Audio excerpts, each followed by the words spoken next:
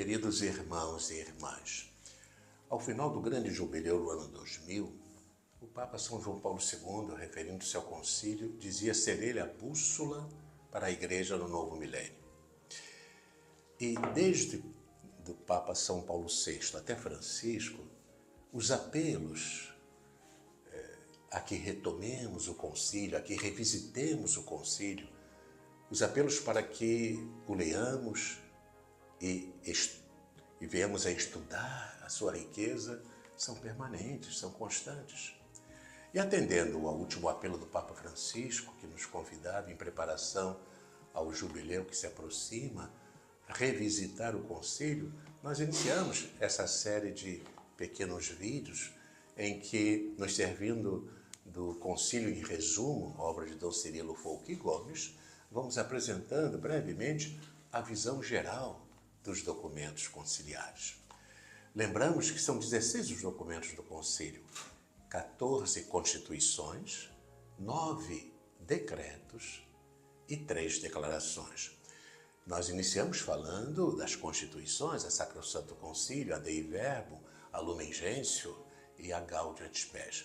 Depois iniciamos apresentando a visão geral dos decretos e falamos sobre o decreto Ad Gentes, sobre a atividade missionária da Igreja, o decreto Unitatis Redintegratio, sobre o ecumenismo, o decreto Orientalium Ecclesiarum, sobre as igrejas orientais católicas. Depois começamos a falar dos bispos com o decreto Christus Dominus, sobre o munus pastoral dos bispos na igreja. E no último vídeo falamos sobre os sacerdotes, o ministério e a vida dos presbíteros, apresentando brevemente a visão geral do decreto Presbyterorum Ordinis.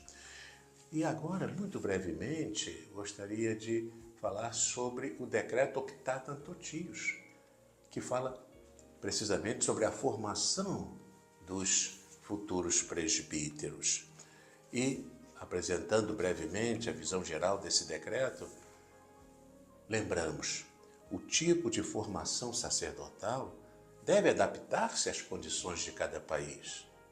A formação de sacerdotes depende, inicialmente, de uma pastoral de incentivo das vocações, a ser empreendida pelo conjunto da comunidade cristã e a ser completada, eventualmente, nos seminários menores. Existe, inclusive, afirmado pelo concílio, a possibilidade de seminários menores. Nos seminários maiores, toda a formação deve adaptar-se à finalidade pastoral do sacerdócio.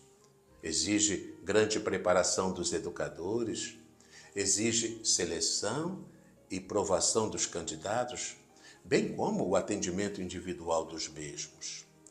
Deve ser aperfeiçoada a formação espiritual dos candidatos ao sacerdócio. Os estudos eclesiásticos, dizia o concílio, devem ser reestruturados em sua fase filosófica e em sua fase teológica. E o concílio recordava ainda, é preciso aperfeiçoar-se a formação nas matérias pastorais.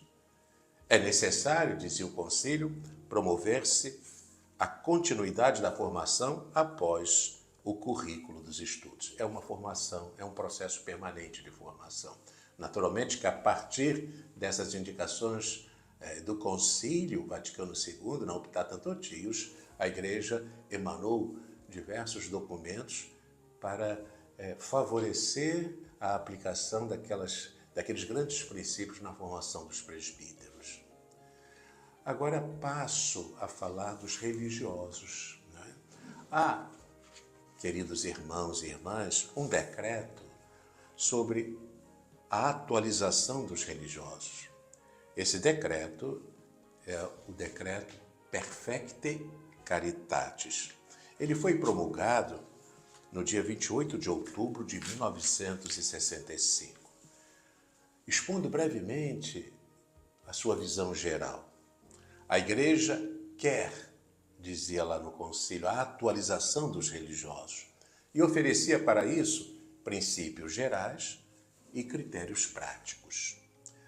Depois, a igreja lembrava os institutos, essa riqueza de organismos, institutos contemplativos, institutos de vida apostólica, institutos monásticos, institutos seculares, né? Que abrigam em seu seio os religiosos, as religiosas, os consagrados.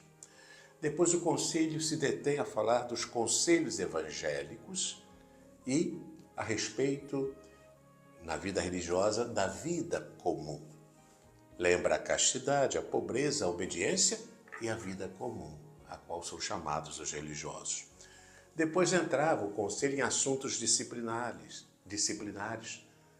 falando a respeito da clausura das monjas, do hábito religioso, da formação dos religiosos, das fundações, das obras a serem revistas, os institutos decadentes, como recuperá-los, da união dos institutos, é um modo de superar, muitas vezes, institutos que estão em situação de decadência. Então, a união dos institutos falava das conferências de religiosos e fomentava, e falava do fomento das vocações.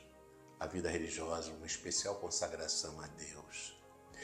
O religioso, a religiosa, na decisão da sua radicalidade por Deus, eles, os religiosos e religiosas, nos ajudam a perceber que Deus é o absoluto de nossas vidas. Meus queridos irmãos e irmãs, o bom Deus a todos nós.